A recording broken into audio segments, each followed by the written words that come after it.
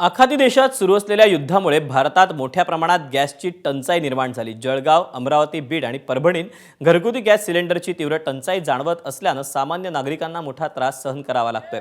या पार्श्वभूमीवर आज जिल्हाधिकारी कार्यालयासमोर वंचित बहुजन आघाडीच्या वतीनं चूल पेटवून प्रतिकात्मक आंदोलन करण्यात आलं। आंदोलकांनी सरकारविरोधी जोरदार घोषणाबाजी करून प्रशासनाचं लक्ष वेधलं आणि सामान्य नागरिकांना तातडीनं गॅस सिलेंडर उपलब्ध करून द्यावेत अशी मागणी आंदोलकांनी केली। सिलेंडरच्या टंचाईमुळे ग्रामीण आणि शहरी भागातील नागरिकांचं दैनंदिन जीवन विस्कळीत होत असल्याची तीव्र नाराजीही व्यक्त करण्यात आली।